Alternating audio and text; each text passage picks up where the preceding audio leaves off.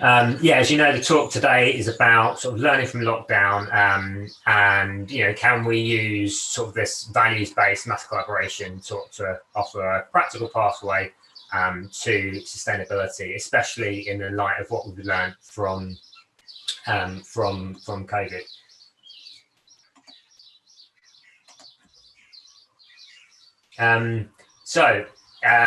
Just to sort of check in with everybody, obviously it's great to be part of this festival and just see how people are feeling today. So obviously facilitators are welcome to do this too, and yeah, to just if you try going to that menti.com, enter in the code, and just see if we can describe in one word how you're feeling today. I'll just give this a couple of minutes, but it also gives people a chance to use this Menti tool. I think one of the things that we've probably all seen through COVID is that there's been a mass utilization of more digital skills, and perhaps this can be another example of that. But building on those digital skills that we're all learning together, but perhaps we're also learning some other skills as well. So yeah, thanks for those contributions. I'll just keep this going.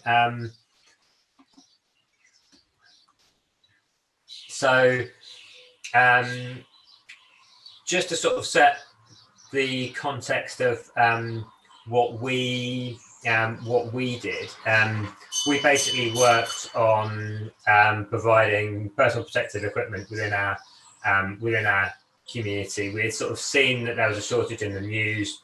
Obviously, we're very well aware of sort of austerity and excess privatisation in the long term. Personally, I've been doing some work on the sort of positive uses of advanced digital technology, including for climate change especially. And it just made sense, like learning about COVID, to see how I could apply that, but not just seeing the broad context, but really getting to loads of local needs. I was really lucky that in our local community, a friend who's a nurse had got some experience of working with Ebola and was able to share that. So we got a bit of a head start. And obviously we know that within Manchester, there's quite a history of a lot of movements. And I think I remember the suffragettes statue, which says sort of deeds, not words, and that's what it's all about, isn't it? It's like it's saying, what can we practically do? So these were our offers. We were providing face masks, visors, and scrubs effectively. Yeah, I'm conscious that there's a lot of experience and there's a lot of different ways that we could take this. We've just got 15 minutes together. So any special requests or general comments of sort of what you would like to see in the next 15 minutes? Is there a certain area that you're especially interested in? Is there something that you've contributed, so you're thinking, well, actually, that you're already doing some work in a set community, and how could it apply to that? So any quick comments are welcome. Now, I'll just hold this open for about a minute. If there's no special requests, then obviously we have something prepared for you anyway. But if there are special requests, then we're quite happy to gear it towards those. I'll just say, Martin, I know you directed people towards at the start, but just in case anyone's just joined us now, the details you can see there, menti.co.uk, so www.menti.com and code 991032. If you put that into your browser, then you'll get through to the screen, and then you'll be able to answer the questions there with Martin. Sorry, Martin, just wanted to make sure in case anyone had joined the stream. That's great. Thanks, Judah. Yeah, it's great to include everybody that's just been joining. Yeah, and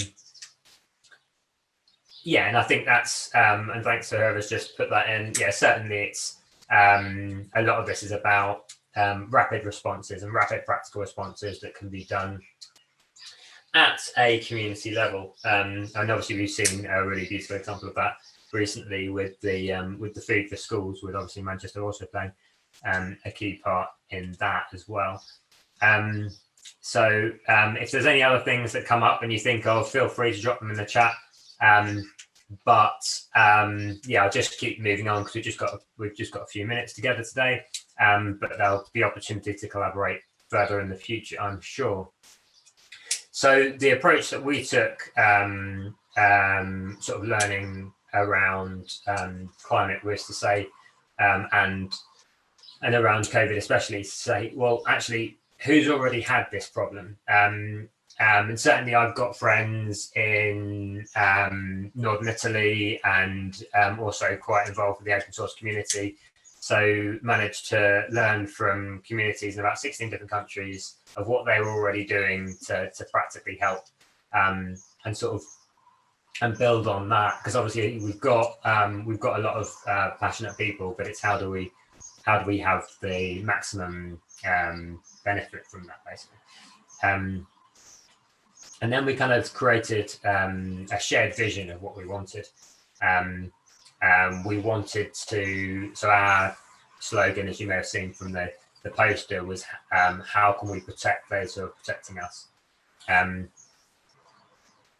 And we carried on that initial learning with mass communication within and between communities.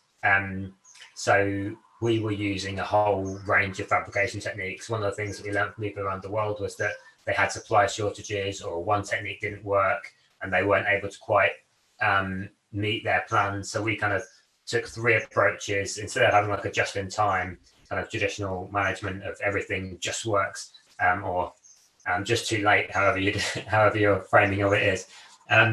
But we kind of took a resilience-based approach. So whenever we needed a material, we'd order like a third of the total from each of 3 different manufacturers. We had 3 different approaches. We were hand making visors, we were 3D printing them, we were laser cutting them. I know there's a lot of people around Manchester that have been laser cutting them, especially, which I think is a great approach. Between those 3 approaches, we were effectively just doing everything we could to make sure we could meet the local needs, especially of the medical community. And I think obviously the way that we're taught from a systems innovation perspective, in fact, that's one of the other projects I do is about systems innovation on climate change, and as does Kai, who's also on the Zoom. And we, taking that sort of systems innovation approach, obviously one of the first things you do is always a needs analysis. You learn what people want, so that you can then meet that. And it was really interesting talking to the medical community when a lot of them hadn't necessarily been asked before, which was also an interesting story in itself, and how the legislation and best practice and what the medical community wanted, all 3 of those were quite different specifications. So I thought that was quite fascinating as well. So there's all sorts of learnings from it, but one of them was obviously that we wanted to provide approved and clean designs for free. And I think one of the things that I wanted to highlight was that this was a mass global collaboration. And I think especially when we're looking at climate change, I think the fact that there's loads of people all around the world who are all collaborating and offering their time, their skills, their resources, their passion to really protect frontline workers and overcome the challenge of COVID. And when I, personally, when I see this global mass collaboration, which is values based, people saying we care about the people who are protecting us. We want to look after them because they're looking after us. That values-based mass collaboration, especially from a climate change background, it just makes me think immediately, like, can all these people collaborate on other things as well? Now we've built this infrastructure, now we've got all these people collaborating. What other things can we collaborate on? And certainly there's some of that we're seeing already. Certainly on the 3D printing front, which is this is an example of, we're actually seeing mass collaboration being based around creating prosthetics, for example, because prosthetics obviously need to be individually made. They need to be produced in quite a large volume, but they also, every single one's a different need. So you need these sort of rapid prototyping techniques rather than mass manufacture, which is perfect. Then you need this local micro companies that can do that kind of thing. And when those micro companies are then all collaborating rather than the larger companies competing, we can then actually be offering something which is a better quality service. So we offer a better service. We offer things for humanitarian needs, whether it be health or climate or any other sort of key challenge that we're facing, that we can all use this, utilize this resilience and the new capabilities that we're building now to really combat climate change as well. So I think that's really interesting. And I think what we're seeing is sort of the real power of communities, that actually within our communities is, we've got all the skills that we need. So for example, we know in Manchester, there's quite a big digital and green sector. We know that there's quite an exciting overlap between those two. The two areas of the industrial strategy, the two areas of the industrial strategy that Manchester is trying to focus on. So we can see this overlap between the sort of the digital and the green and the opportunities that are there. And I think Manchester could play a part in this, but I know that this is going out globally now, which is wonderful. And I think it's the power of communities all over the place, when actually a lot of these skills are available. And I think one of the things that I've found so incredible learning through this is learning about the capabilities that are already around, like whether it be within ourselves, whether it be within our local communities, our impressive neighbours and our talented communities. I think it's quite a powerful learning. So it's one that I wanted to share, and was very pleased to be given the chance to do that. But it's just this is just kind of to list all the different skills that we just found locally. And I think we just started, and I think this ties into Kaya's talk.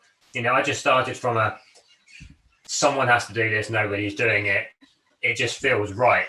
And actually, from starting from that perspective, like just going, this feels right. I reckon if I do something that feels right, other people might start helping me. And actually, all these people came out, these designers, engineers, systems thinkers, illustrators, coordinators, manufacturers, microbiologists, logistics, all these skills all came out. They just appeared within the community, and we collaboratively met the local needs. And I think that was what was so exciting. Yeah, we created some visors, we created some PPE. That's part of it, but I think it's more than that. I think it's about the power of those communities. So that's kind of what I wanted to get across. So this is kind of a beautiful collage that was created by someone that lives a couple hundred meters away from me that I've never met before.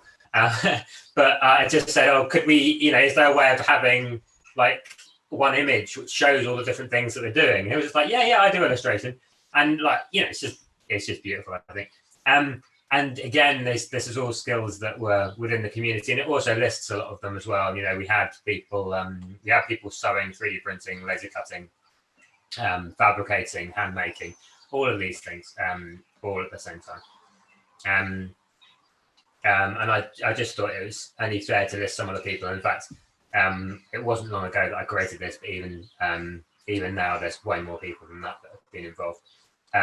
There's a full list on the website, which I think is linked on Enviroletion. That's it's moralit.uk, and there's a link to COVID, which has got all the people. There's about 60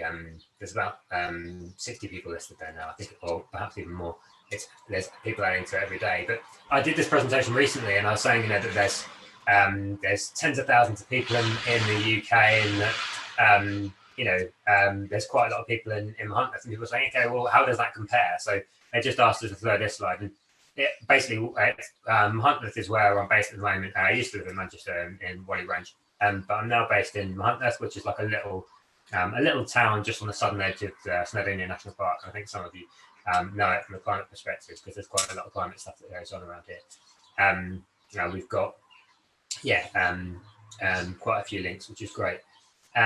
So how does this community compare to others? Here we've had people doing community stuff on climate change for 40 years. We're very lucky that it's about 20 years ago there was people that planted 500 trees for the 500th anniversary of the town. So I mean, there's all these things that have been going on for a long time that we're building on. A community newsletter might sound really simple, but that was a really key part of it. That was how we were able to meet a lot of the skills. So yeah, there's a bit. The short version is, yeah, our little small town did sort of punch above its weight a little bit.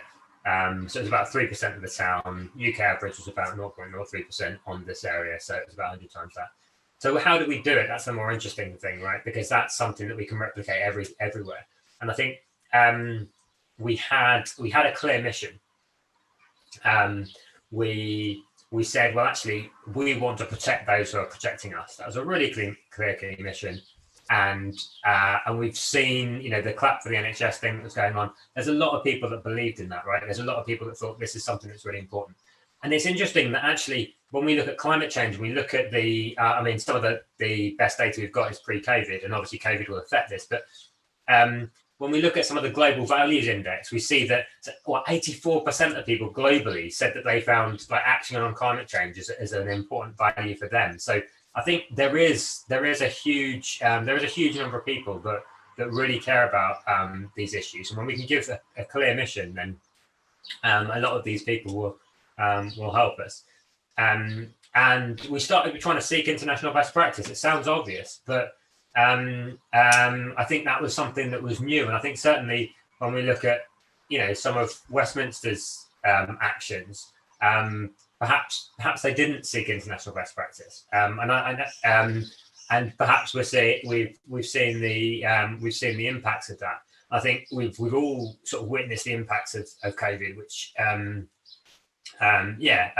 both not only on lifestyles but obviously on lives, and the impacts that has for all of their connections. Certainly, we've been providing support to a lot of nursing homes, and hearing the stories there were very dramatic. So we know the impacts. Obviously, the talk today is about the solutions, and I think if we can honour those impacts by building really strong solutions, by building things back better than they were before, and I think part of that is about seeking international best practice first, so we can stand on the shoulder of giants, all that kind of jazz.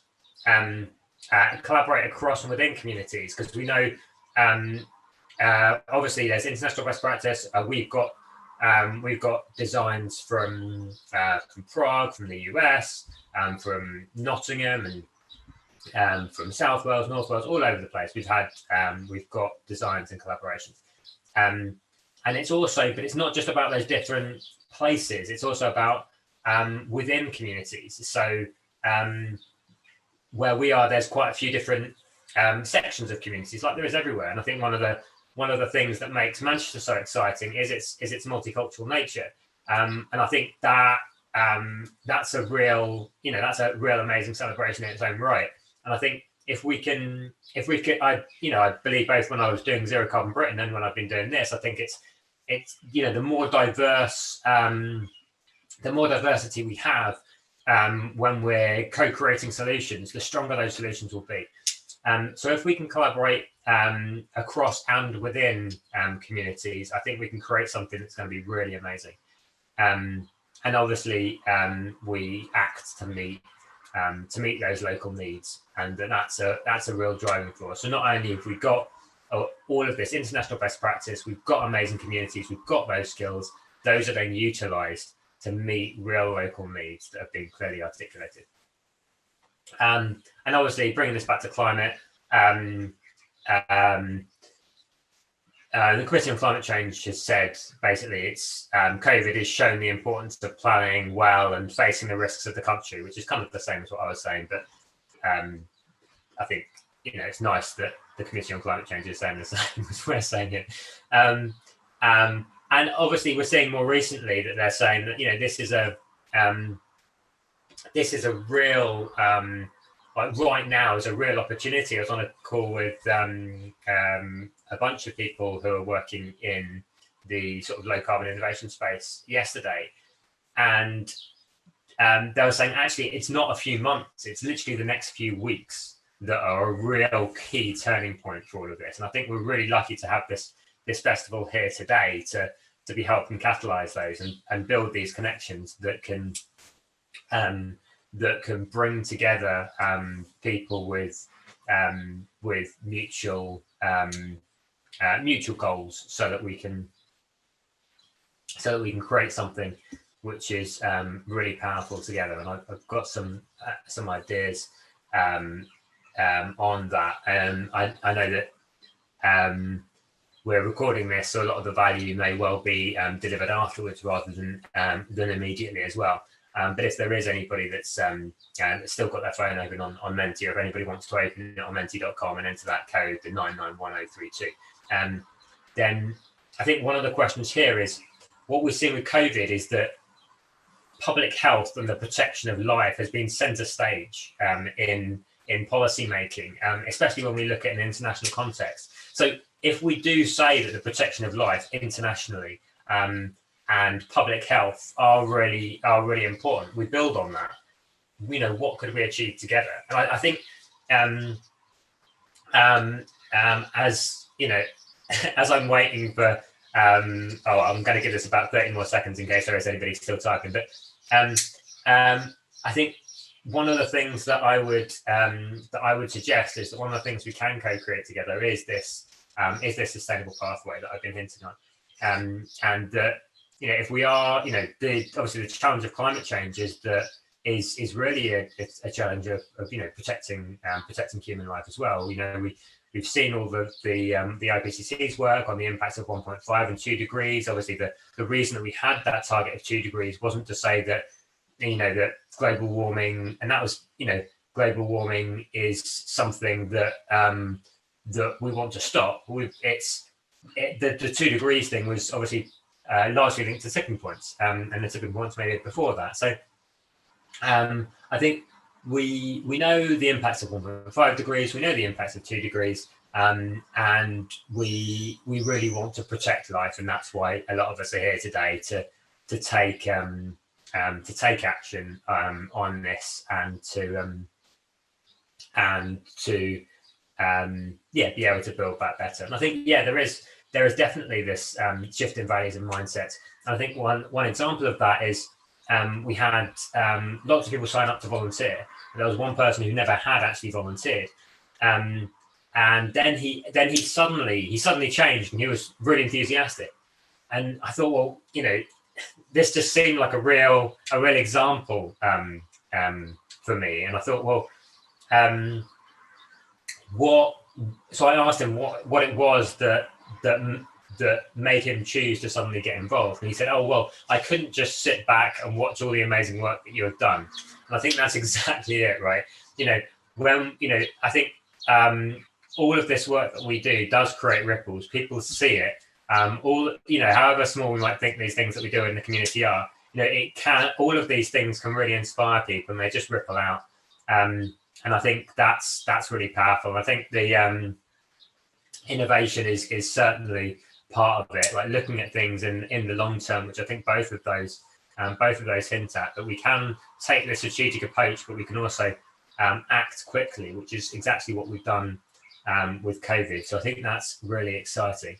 I'm conscious I've got just a couple of minutes left, so I wanted to say thank you for your attention, and in conclusion, again, to repeat this public health message. But I think when we're sort of looking at not just words, which I'm quite happy to give those words, but also the actions, right?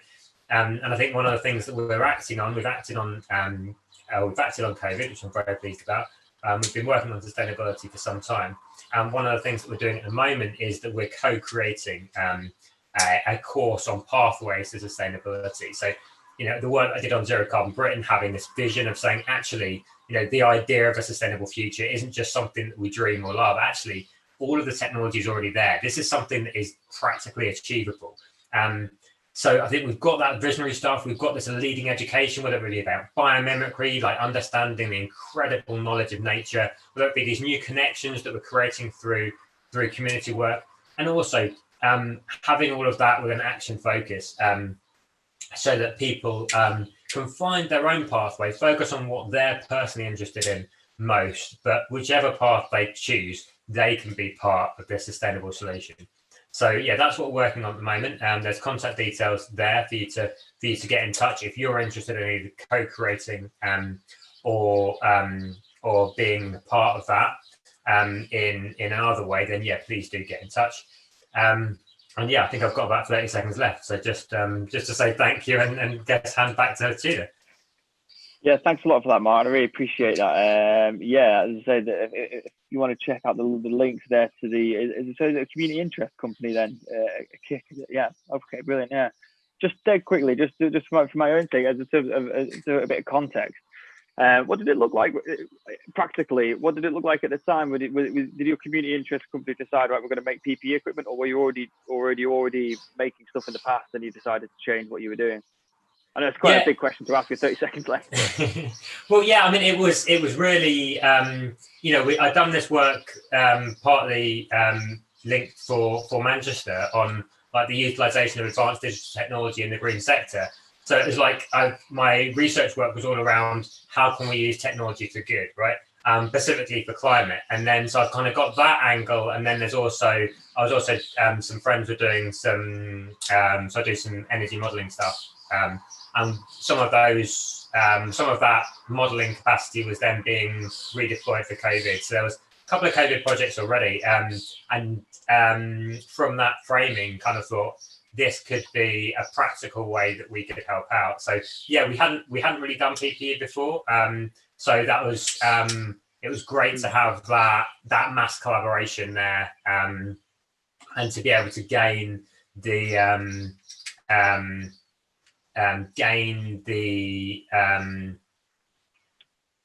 knowledge of all the different people in the medical community to help get us started.